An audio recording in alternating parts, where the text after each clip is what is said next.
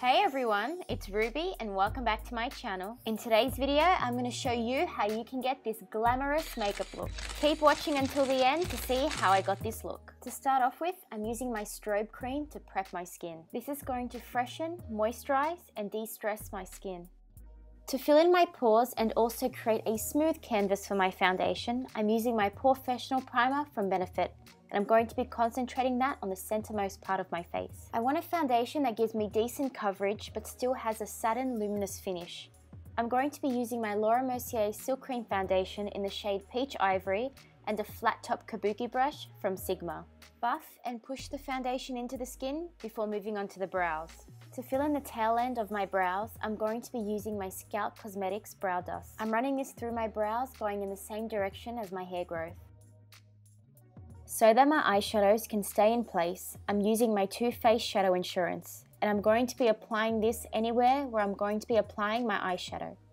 The first shadow that I'm going to lay down is the Naked Pigment by M.A.C, and I'm concentrating this color on the inner portions of my eyelids. Use patting motions when applying loose shadows. Let's move on by creating some definition. I'm taking my Urban Decay Naked Basics palette and using the shade Naked 2 and applying this as my transition color. Transitional shades should be placed in and above the crease. This helps darker shadows blend out and diffuse nicely. To carve out our crease and to also define the outer corners of our eyes, I'm going to be using faint eyeshadow from the Urban Decay Naked Basics palette, and I'm using the same Zoeva brush that I used the color Naked 2 on. I'm just using circular motions and windscreen wiper motions to blend the product well into the crease and also on the outer corners of the lids. You also want to place that same mid-tone brown on your lower lash line using a smaller brush. And you want to leave the inner corners bare for your highlighting shade.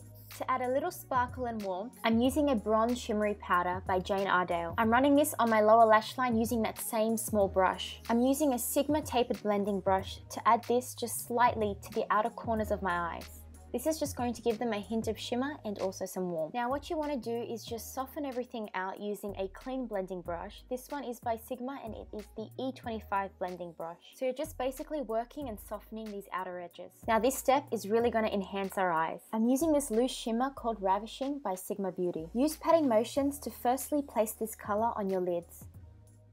Then move to your brow bones and highlight the inner corners of your eyes. You want to soften the highlight by using a patting motion. And now it's time to create our wing. I'm using my Sigma Beauty Wicked Gel Liner and I'm going to be using my Zoeva 315 fine liner brush to create my line and my wing. I always start by lining the centermost part of my eye first.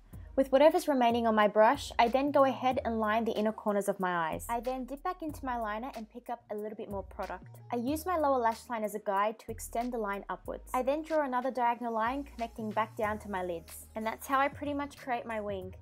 To brighten up my eyes, I'm using the Infinite Color Eye Pencil by Models Prefer in the shade Nude Appeal.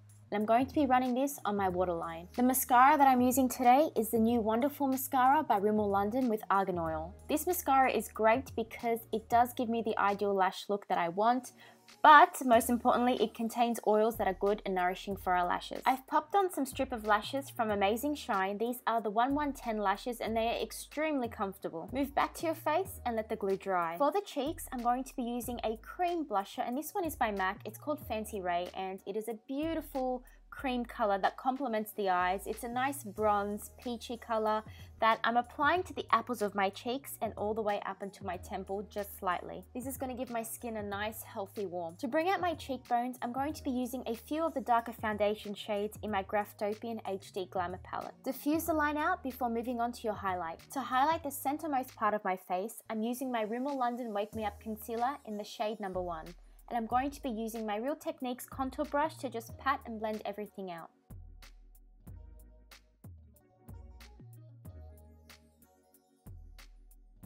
For this look, I really wanted to make my top lip look a little bit fuller, which is why I'm using this iridescent pencil that I used in my waterline to apply to my Cupid's bow, and this is just going to bring the lips forward, giving the illusion of a fuller lip or fuller upper lip. And now we're on to the lips. I'm using a Rimmel lip pencil in the shade Wine and I'm going to be filling in my lips as well as lining them. This is going to act as a really nice base for a dark lipstick.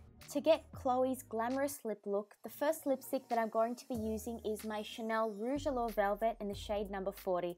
and I'm applying this straight from the bullet. This lipstick is a beautiful shade of red. It's very luxurious and creamy, and what I'm doing now is just pushing the product really well into my lips so that it can stain and hold a lot longer.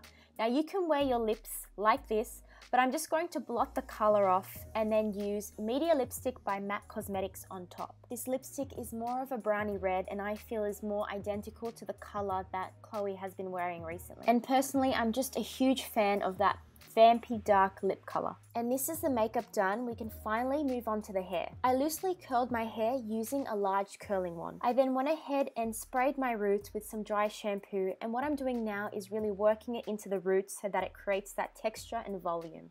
I'm creating most of the volume to one side of my head on the front part, and I also parted my hair on the side so it looks very old school and glamorous. And this is the finished look. Thank you so much for watching. I thoroughly enjoyed making this video for you guys. If you'd like to see more videos from me, then don't forget to subscribe to my channel and thumbs up this video. I will see you all in my next video. Bye everyone.